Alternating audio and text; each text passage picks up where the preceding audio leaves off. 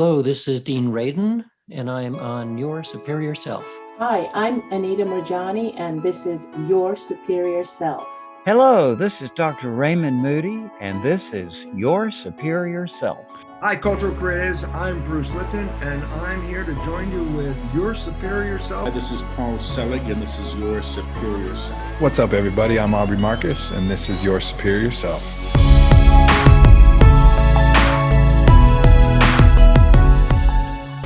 Shalom to everybody. I'm Rabbi Rami Shapiro, and this is Your Superior Self. Rabbi, thank you for taking the time. This is going to be a fantastic conversation. I'm looking forward to it, Trey. So thanks for having me on the show. Sure. So is it 36 books you've written? Yeah, I think so. Wow. 36 books. Standing back and, standing at the top of the mountain and looking back at your life, could you imagine yourself writing 36 books and doing what you're doing today? I don't think I would have imagined the number, but ever since seventh grade, which was many decades ago, I wanted to be a writer. So, I was in the high school newspaper. At one of the universities I went to, I ran a section of that newspaper. I love writing, or maybe I hate writing, but I don't know which it is. It depends on how the writing is going. But this is what I've always wanted to do. And becoming a rabbi was just a part of that unfolding journey. But yeah, I always thought I'd end up, not necessarily 36 books, but, as an author. Do you ever write fiction? I tried writing fiction once, and no one believed it was fiction. Really? Yeah. The book is called Open Secrets. I was publishing with Random House at the time, and I wrote this. It was fiction, and I wrote this. It was fake letters from a fake Hasidic mystic rabbi to a fake person in the United States. I mean, the whole thing it seemed to me, it was obviously fiction. And I wrote it to use in a class that I was going to teach. Somehow copies were made, but not by me. And a copy ended up on the desk of my editor at Random House. She called me up, very enthusiastic, and said, "Is this book true?" And I said, "Of course not. It makes no sense that it's true. It's fiction." And she said, "Then I don't want it." She hung up.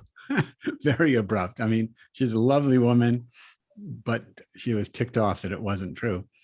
Eventually, it was picked up by a publishing house. It was published. They had to put, I forget the subtitle, but they made it clear right from the beginning it wasn't true. Didn't matter. People assumed it was true. Wow. I have a bunch of short stories in a Jewish collection of short stories that was published. And they were also stories about a Hasidic rabbi, though contemporary, but they were true stories about this guy I knew in Israel. And no one believed those. Really? So when I wrote fiction, people insisted it was fact. And when I wrote fact, they insisted it was fiction. So I just write, and hopefully I can make a living at it. Oh, well, obviously you have. I love that space you go to when you're writing fiction. Maybe it's you go to that same space when you write anything, but tapping into that flow state, right? Like, yeah, I think. I mean, when I'm writing, I'm sort of channeling. I'm just typing in a sense. I don't know where the words are coming from. I don't know where the concepts are. I mean, if I stop and I think about it, I can say, "Oh, that comes from so and so," and I have footnotes. But when I'm writing, I am writing in the flow, and much of what I write turns out to be absolute crap. And then I get to do what I like even more, which is to rewrite. I love going back, whether it's my column in Spirituality and Health magazine, which I rewrite a dozen times, or any book that I'm working on. I love the process of rewriting. I can always find a better word. I can always make it clearer. I can always make it more simple. So writing is a challenge. Rewriting is, it's a real gift. Really? To me, yeah. I find like rewriting is like it. I took a writing class and they were like, yeah, the rewriting is where the magic is. It's like that's the flow state. Like you can go in, you can weave in and out of the story and like fix things and kind of make it your own. I go over my stuff and it's like I get lost again, right? Like I go down a rabbit hole or I go down a tangent. Like I just create more stories into my main flow of theme, and then I find myself stuck at some point. I don't know if you ever Well, that because happened you're to you. writing fiction, maybe it's different. Yeah, I maybe. mean, I wanted to write. I mean, I appreciate what I write. I'm very happy being the nonfiction writer, but I always thought about, I'd love to write murder mysteries, create a character and write a series about that. And I took a workshop in mystery writing. We have a wonderful mystery writers conference in Nashville near where I live. So I went to the conference, I learned about it, and every time I sit down to figure out what I want to do, I know how the story's going to end, and then I'm bored. It's like, well, I don't want to write this. I know what happens.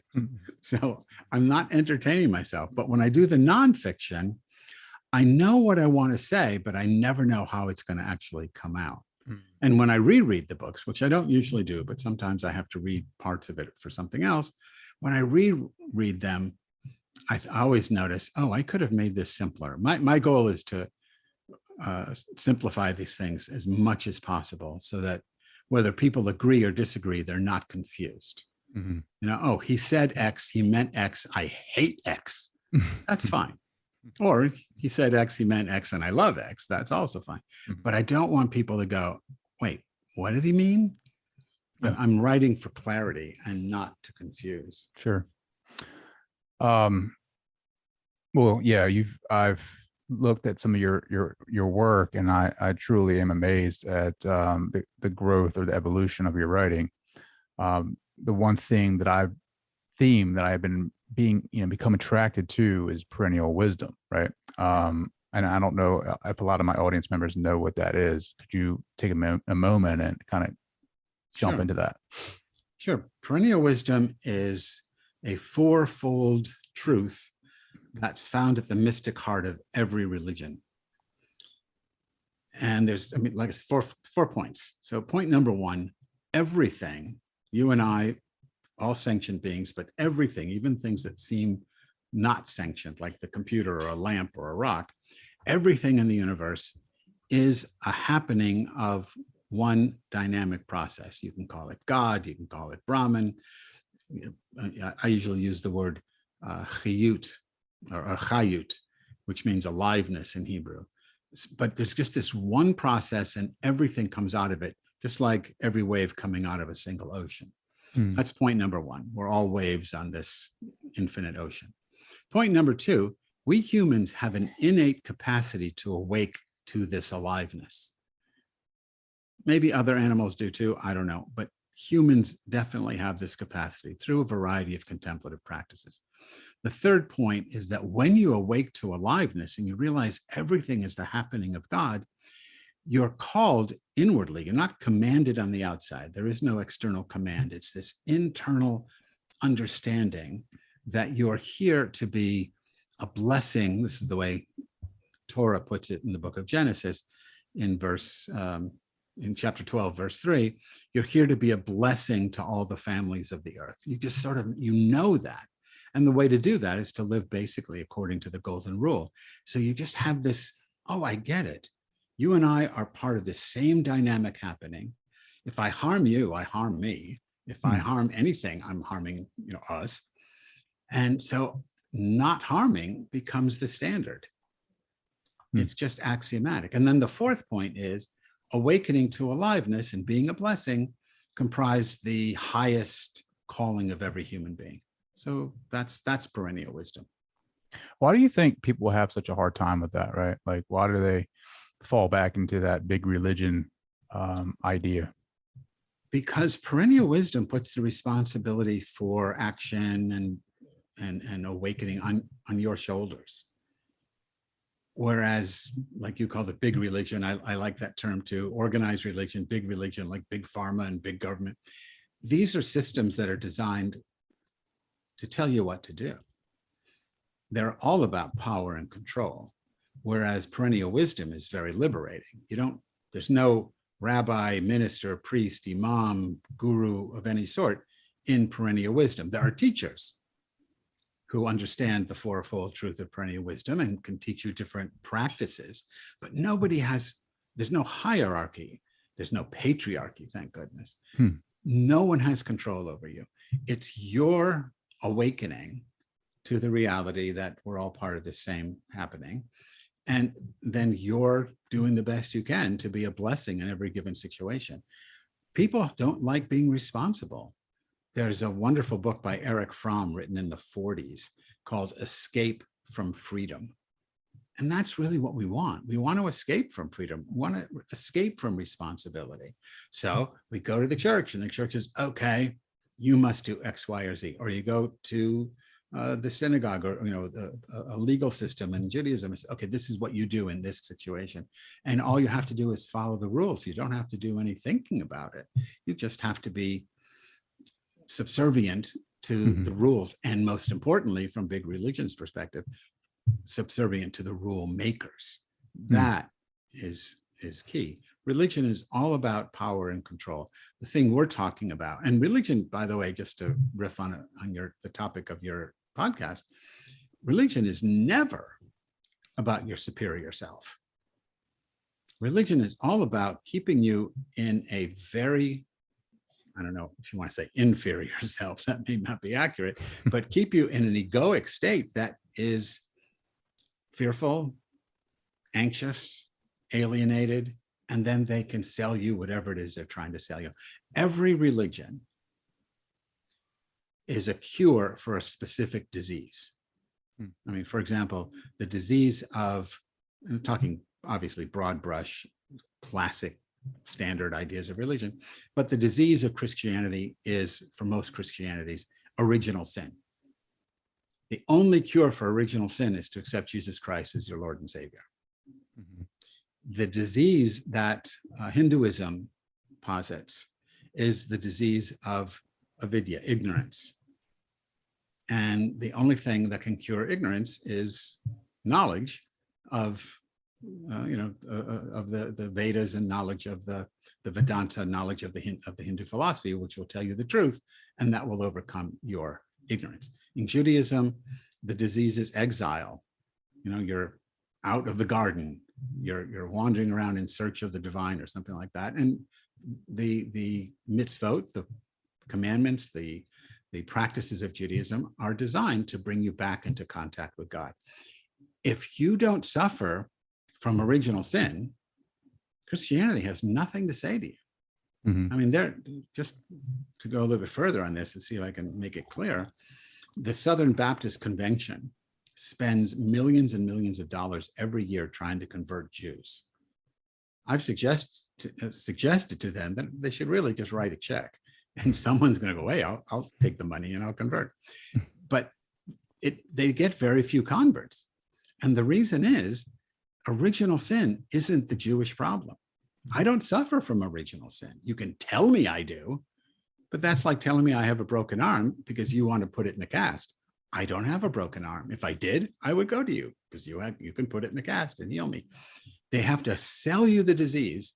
And if you don't have that disease, you don't want that religion. The superior self has no disease, as I, in my head, defining superior self, the self that's awake to its own divinity and the divinity of everything else. There is no alienation. There is no original sin. There's no ignorance when you're awake. All the things that religion tries to sell, and there's more than those three, but all the things that religion tries to sell aren't products the superior self has any need for. How do we grow that seed though, to become aware of that superior self, right? Like that's an innate and, inside. I think it's, for me, I get close to it in the heart center, right? Through meditation. But for you, how do you grow that seed? It's the same. I mean, it's through practice. And again, for the way I would put it is you already are the superior self. So what, is it just like a remembering almost? It's a remembering. It's an awakening to what's really true. So I don't believe that you have a superior self that's different from mine. I think there's only one superior self, one divine reality, and it manifests in an infinite number of ways. So you are a unique manifestation of this divine happening, as am I, as is a turtle and a cow and an elephant and a tree. You are already that. You know, in Hinduism, you know, we would say tat tvam asi. You are that. You're already this superior self, but you've been misled, or you've forgotten, or the system from religion and from education and economics and the whole structure of society is, especially in the West, designed to keep you from knowing that, because they don't want you to be free. Capitalism does not really want free individuals. They want individuals who buy things to feed their distress and the distress of feeling alienated. So I buy something and I get that high of, okay, now I'm fine. And then the next day you have buyer's remorse, or you see a new commercial and you got to get, you know, I'm a victim of this. I mean, I started with the early iPhone, whatever the first one was, and I now have iPhone 13. And I'm salivating for iPhone 14. I know it's going to be better. It's going to solve my problem of whatever my imagined problem is. But the superior self doesn't get caught up in that. So the system in which we live, religious, social, economic, is designed to keep you hungry, is designed to keep you diseased, right? But the superior self doesn't experience any of that. Sure. The way to awaken is through contemplative practice. And then you have to find practices that suit you. So I could tell you what I do. I don't recommend practices, but primarily for me, mantra, and I'm just going to use the Hindu term because the Sanskrit term, because people know that, but, you know, reciting a sacred word or phrase is my primary practice, coupled with silent sitting. Now, the mantra I use, one is Sanskrit. I use three. One is a Sanskrit mantra. The other two are Hebrew mantras. And somehow, for me, the repetition of a word or phrase just quiets my mind, settles my body, and leaves me open to, I would say, reality with a capital R, or this chayut, this aliveness that is me, not in me, but that is me and everything else. It leaves me open to that. And then when I'm feeling centered like that, I shift to a silent practice where you're trying to hear, and trying is the wrong word, because you're not, if there's no effort. If there's effort, it's not going to work. It's an effortless listening. So I sit and I listen for what the Bible calls, in Hebrew, it's kol damama daka, the fragile voice of silence, or King James, the still small voice, that kind of thing. And it's not a metaphor. What you hear, what I hear anyway, is this kind of hum. And it's not like tinnitus coming from inside your head. It's this, I don't know, now it sounds very new agey, but it's this cosmic hum of the universe. In Hinduism, it's called nada yoga, sound yoga. And some of my Hindu teachers say it's the sound of Om, but that's not what I hear. I can't produce the sound that I hear with my vocal cords, but there is a sound, and the sound permeates everything. And you just sit in the sound, attend to the sound. And whatever is blocking your sense of the superior self, being one with the divine, or being the divine itself, simply falls away. And there's a knowing of this divinity that is you and everything else. And then, of course, it passes, and you run to the Apple store to see if the iPhone 14 is out.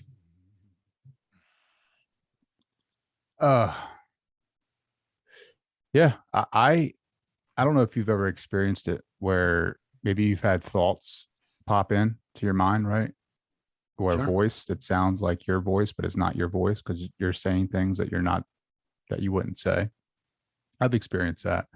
But the melting away of the I or the small I, and then the melding almost with the larger consciousness, I've yet to experience that. I mean, I used to try very hard to get there. Now I just kind of, there is a small knowing just through my meditation, and I would say like small awakening or remembering rather with perennial wisdom of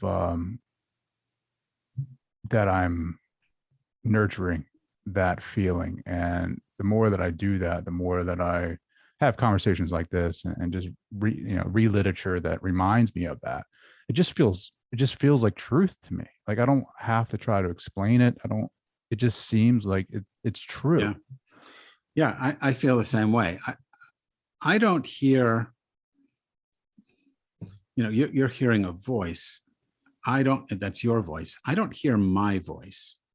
I have two experiences besides hearing that hum and just resting in that. I have an experience multiple times of hearing, again, I keep going back to the Bible, what the Bible calls, or the rabbis call, ancient rabbis call a bat kol, literally means daughter's voice, bat being daughter, like bat mitzvah, and kol means voice. And it refers to the divine voice. When the ancient rabbis heard the voice of God, they didn't, even though they were completely patriarchal civilization, when they heard the voice of God and when they speak of experiencing the presence of God, they go to feminine language. So they speak of the daughter's voice and Shekhinah, which is feminine noun for the presence of God. So it's very much a feminine, whatever that might mean to someone, experience. I've heard the bat kol, the daughter's voice. Now it sounds strange to talk about it, but I recognize this voice as the voice of the Divine Mother. And I've experienced her as Shekhinah, the presence of God, as Chachma, the wisdom of God, Sophia, the wisdom of God, as Kali in the Hindu tradition, as Mary, Theotokos, Mary, the Mother of God, in the Christian, especially Catholic traditions. It's always, to me, the form is different. The voice is the same. The divine feminine energy is the same. That's the mother with 1,000 faces, sort of kind of thing. And in that setting, what I think is happening is that my unconscious is translating the nameless, fragile voice of silence into a form that I can, the formless into a form to whom I can relate. So I think I'm doing this. I'm not saying God is a woman. I don't think God is gendered, but I experience the bat kol. I experience a feminine presence, a feminine voice, because maybe that's what I need to experience given my psychology. I don't know. Mm-hmm. The other experience I've had speaks to what you said a moment ago, that you've never had this experience of selflessness. It sounds like you were saying. Yeah. And the reason you haven't is because you can't. In that moment, you need an I to have an experience. And in that moment, there is no I. The first name in the Hebrew Bible that God reveals is Ehiyah, which means I am. And from the mystical tradition, there's only one I in the universe. That's the divine. And you and I are variations of that I. To hear or to be awake in with as the Ehiyah that's revealed in the Bible, you have got to be gone. You have got to disappear. So I'm gonna try to elaborate on this, and if it's too wonky, just stop me. Mm-hmm. But in the Hebrew, And one of the names, when you speak of yourself, first person singular, the Hebrew is ani, A-N-I, use English letters. When you talk about emptiness, the word is A-I-N. And the ancient rabbis, the mystics, said, look, it's made up of the same letters. A-N-I is first person singular. A-I-N is this nothingness that, beyond all concept. But it's made of the same three letters. How does it differ? And the way they say it differs is where the I is. So the I, which in Hebrew is the letter Yud, which stands for conscious knowing, when your consciousness is outwardly projected, A-N-I, you see the world around you, and that seeing creates a sense of a seer. I see you, therefore there's an I that's seeing you. So the self and other arise together, like in a Buddhist tradition of dependent co-origination. But when I take that I, that Yud, that knowing, and I turn it inward, so I go from A-N-I to A-I-N, I get nothing. Rami's gone, Trey is gone. And there may be awareness. Now, I've had the experience of being completely in the Heart Sutra of the Buddhist tradition. The final Heart Sutra is translated into all kinds of languages, but the last line is always in Sanskrit. And the last line is gate, gate, para gate, parasam gate, bodhi svaha, which translates as gate, gate, gone, gone, para gate, really gone, parasam gate, gone beyond the concept of gone. And then it says bodhi, wisdom, svaha, wow.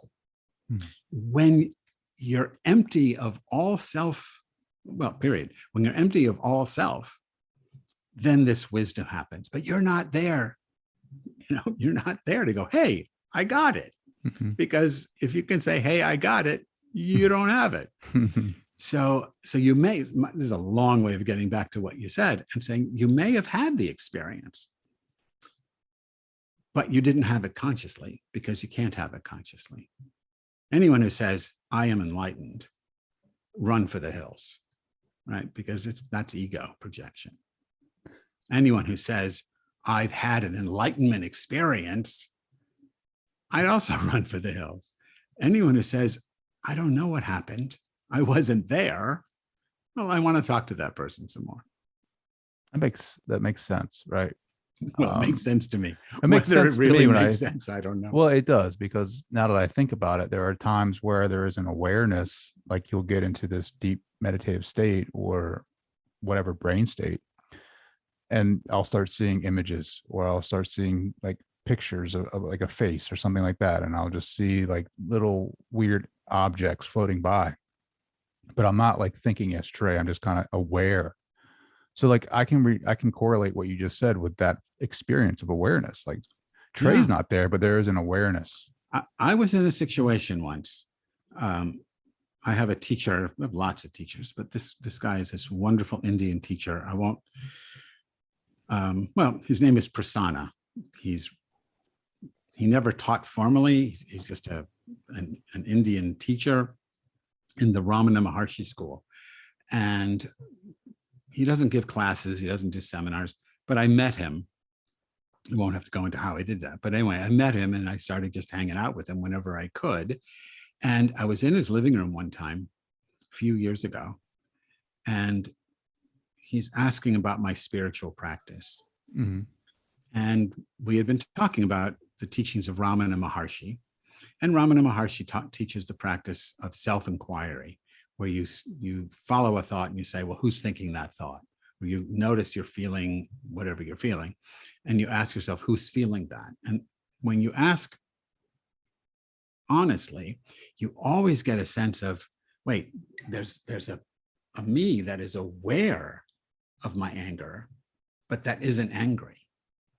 And then I try to look for that me, and I don't see it. And then I'm seeing a me that's looking for that other me that isn't angry, that's looking at the me that is angry. It's this, reduction kind of thing. But anyway, so I said to him, well, one of the practices I do is self-inquiry. I ask, who am I? It was just throwaway line. We were just chatting. And then he looks at me and he says, are you? I have no idea what that meant, but at the instant he said it, I wasn't. Rami was gone. Just the way you said, though, I was aware of the room. There was a friend there. I couldn't name him, but I saw him. I saw Prasanna. I didn't have a name for him. I just saw him. I saw the chairs. I saw the couch. I saw the room. Everything was clear, vivid, but not labeled. So I was aware, but but I didn't know I was aware. There was no Rami whatsoever. There was awareness, but no awarer. I could see, but there was no seer. And so, I always think these things are meaningful experiences. When I come back to my normal waking state, I imagine, I have the conceit that I tapped into this infinite I that is beyond labeling for a second, however long it lasted, I don't know. And then I came back to Rami again. So I think everyone has this potential. Some people need to go through meditation or yoga or chanting or, kirtan is another powerful practice. There are so many practices because there are so many people who resonate to different things. So no one can tell you, oh, you must do X. That's the only way. If that's your way, it'll be fine.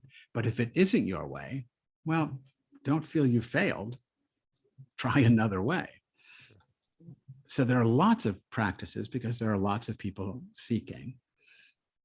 But in the end, regardless of the practice you choose, I think it's a matter of grace, not a willed grace that there's a God out there somewhere who says, I will now bestow a moment of awareness on Rami. I mean, I don't believe that at all. What I mean when I say it's a matter of grace is it's not under your control. You can prime the pump, you can do the practice, you can be really devoted to your yoga or to whatever else you're doing. But the union that yoga promises, that's not yours to control. First of all, the union is always present.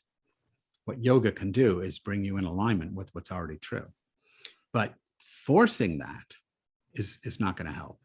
But holding a pose comfortably can put you in a receptive state that allows you to realize what was true before you walked onto the mat.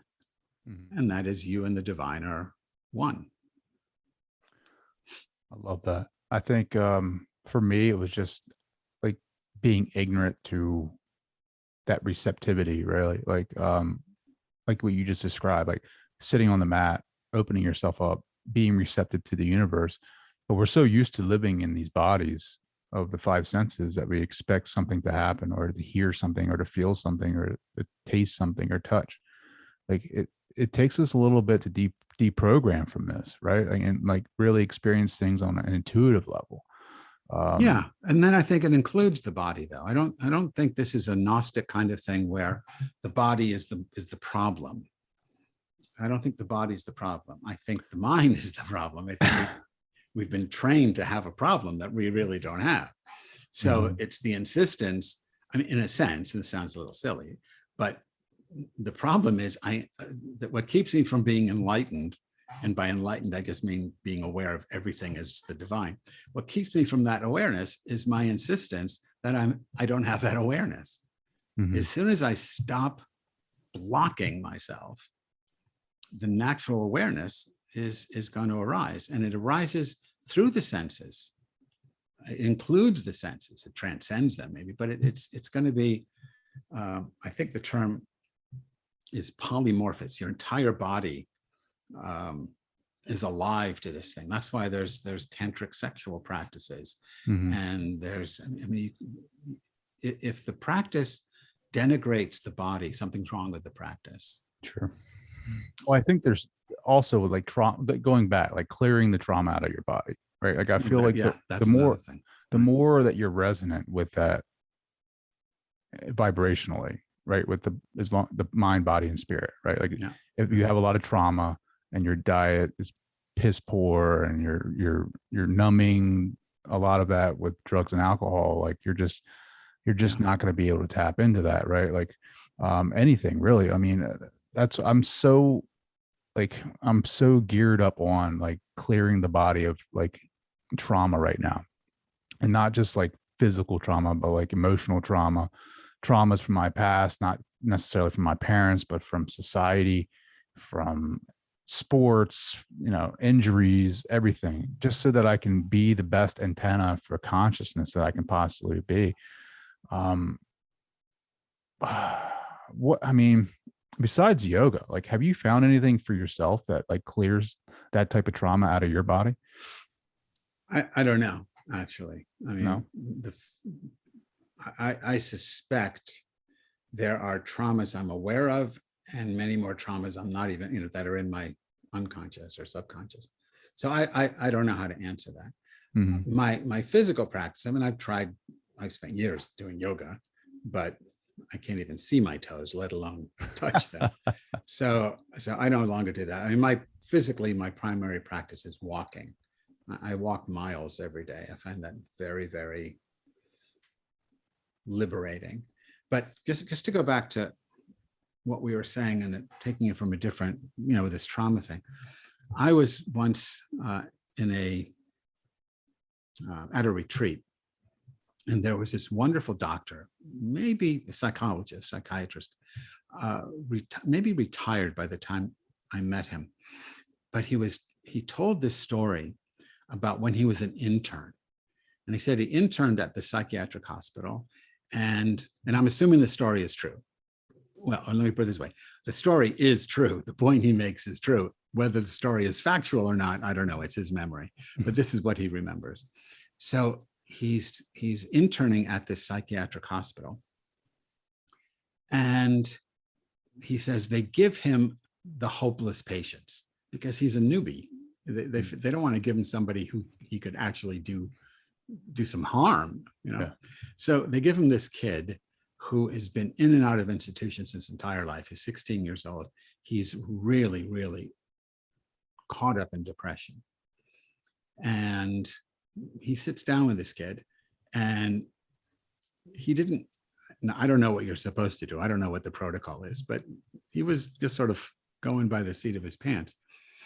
And he says to the kid, describe your depression.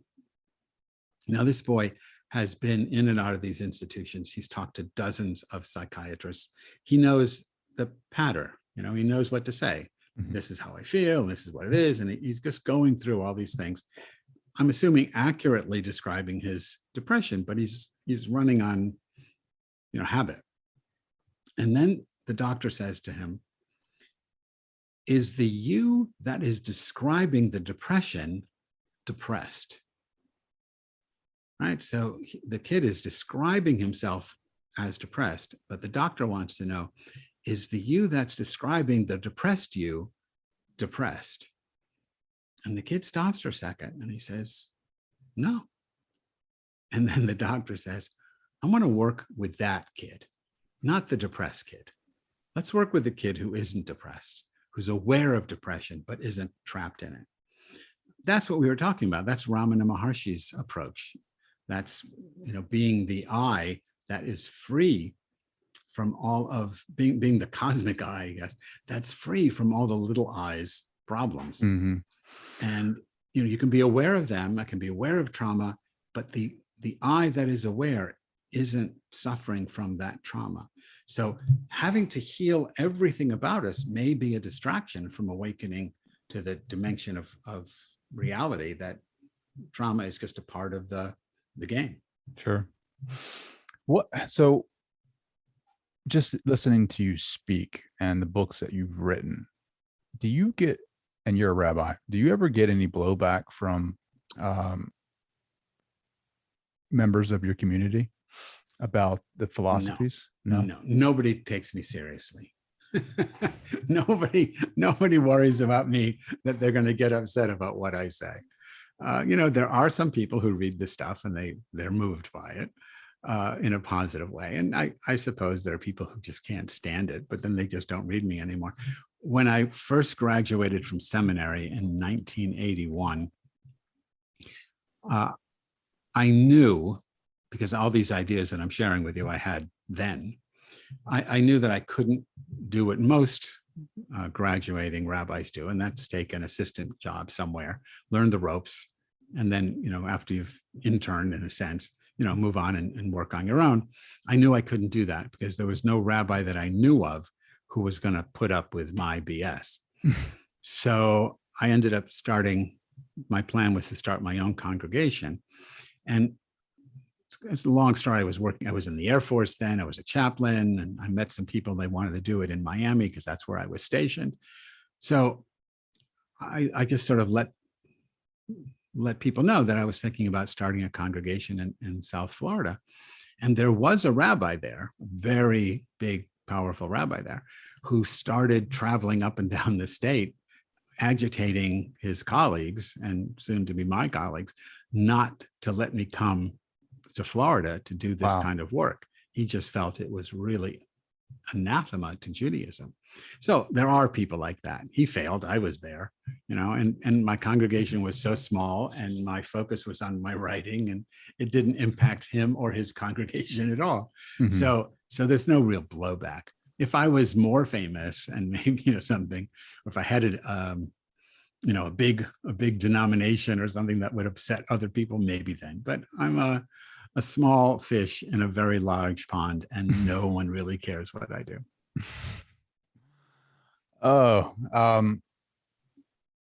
Wouldn't it be better if I had said, "Oh my God, they're always after me, cancel culture," But no, it's not true. Well, I mean, like even in the South, right? Like the Bible Belt, some of this philosophy is threatening to their, So here's the dogma. thing about my experience in the Bible Belt. I have been invited to dozens and dozens of churches for whom my philosophy is just fundamentally wrong. But they invite me because not to teach my Jewish philosophy, but to talk about Jesus, because Jesus is a perennial wisdom mystic. And they invite me to read, to do commentary on the New Testament. And, I won't get all sidetracked and all the things that I think the New Testament says that Christians aren't taught in normal churches, but to share Christian mysticism with people. And they're like, that's part of my tradition. And that's my point. When I go to a church, I don't say, well, you're wrong, and this is what the truth is. I say, do you know your mystics? Do you have any idea? I don't think people know what mystics mean. You know what I mean? Yeah, right. I think that's true. When I use the word mystic for me is somebody who doesn't settle for a secondhand God. They don't want to read about God. They want to experience God directly. And that's true for all mystics, I would say. But in Christianity, there are these amazing Catholic and Protestant mystics, people who have this direct experience of the divine, who when they articulate both their experience and the ramifications of that experience, no longer operate in that rigid big religion or big Christianity box. And all I do when I go to church is say, have you heard of this one? Let's talk about I'm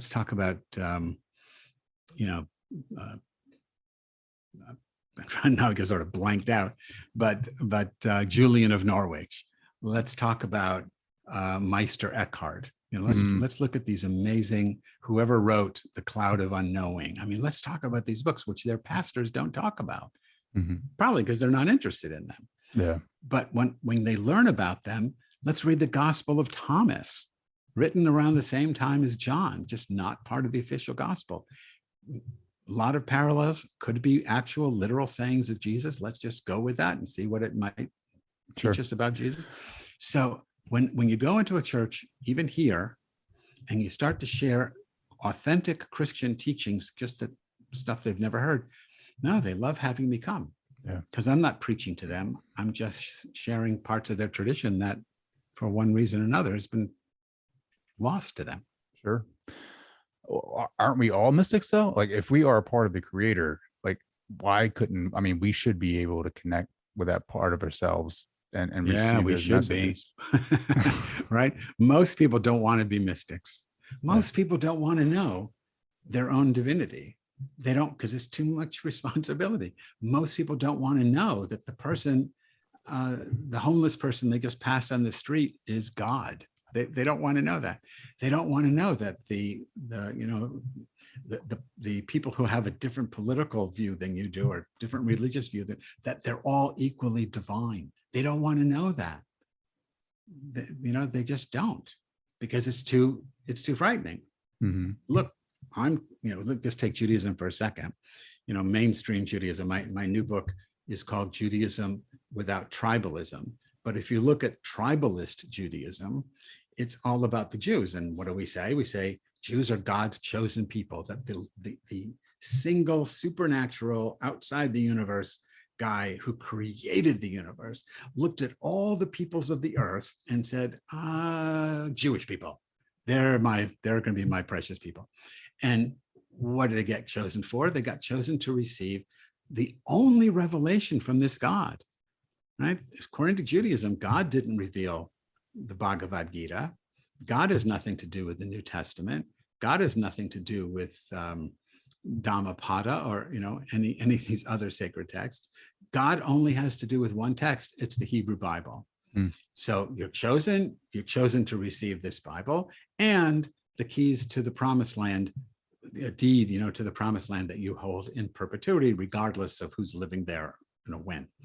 So that's big religion in a Jewish frame. God saves some and damns everybody else. I mean, I've been told by some Southern Baptist ministers that God only saves Southern Baptists. Everyone else is going to hell. All my Methodist friends, I'll see you in hell because Jews are going there too. So that stuff falls away when you really know the divinity of self and other. And most people don't want to do that. I was once teaching, I'll keep this really short, but I was once teaching in India, which I've done 4 times now. Really great place. Mhm. I love India. I was once teaching in India and I was teaching a Jewish thing there. And there were some Jewish people in the class. And I said, I made this crack about Jews being the chosen people. That what kind of God chooses people? It's simply it's a marketing thing. And there was one woman from South Africa, and she got so upset. She wasn't young. She was probably in her 50s then. And she just said vehemently, she was really angry. She said, if I didn't believe that God chose the Jews from all the peoples of the earth, I wouldn't even be a Jew. I would quit. And, there's no arguing with that. Yeah. But it shows how intently she needed to cling to that marketing slogan that Jews are the chosen people. And the same thing is who's saved, who's damned, who's the infidel and who's the beloved of God. I mean, religions just make these divisions. And sometimes they're spiritual divisions, who's saved and who's damned. Sometimes they're social divisions, like the caste system in India, so in Hinduism. So people like to hold on to these narrow and narrowing ideas, and they don't want to know the truth. It's too scary. Yeah. I mean, it's like A Few Good Men, right? You can't handle the truth. Can't handle the truth. I mean, even to think about God being a woman, right? The divine feminine, like people they get antsy about that. But yeah. I mean, there wasn't a time where the divine feminine was like the major concept. Right. There's a time when God was a woman. Yeah. Right. So, and then agriculture came and changed everything or something. But yeah, there was a time when God was a woman, then God was a man. We're moving into an age where, if we're going to talk in those terms, I mean, ultimately for me, God isn't gendered, but the experience of God can take on, like the bat kol, the daughter's voice, or the Shekhinah, the feminine presence of God. The experience of God can be gendered. And we've been living through, I don't know, a couple of millennia where the experience was primarily masculine, gendered masculine. And now it's becoming, the divine mother's coming back, however you want to understand that. And more people are having an experience of the divine mother in different forms, Catholic, Hindu, Jewish, whatever it is. And that's a hallmark of hope.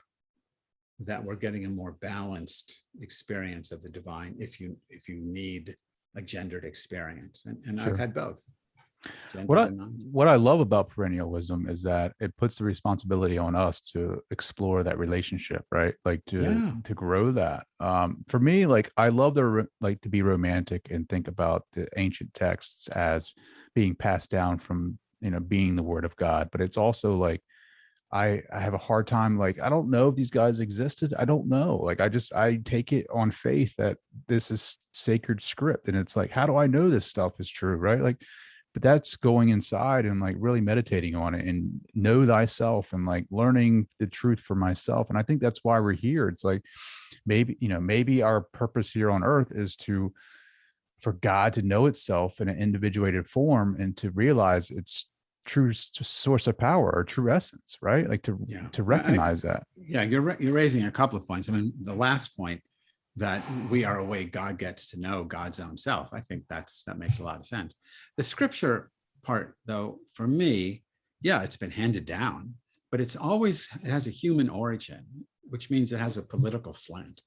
And these texts, especially the Bible, which is so big and so sprawling and was written over centuries by different people with different agendas, the Bible is not one seamless, coherent story.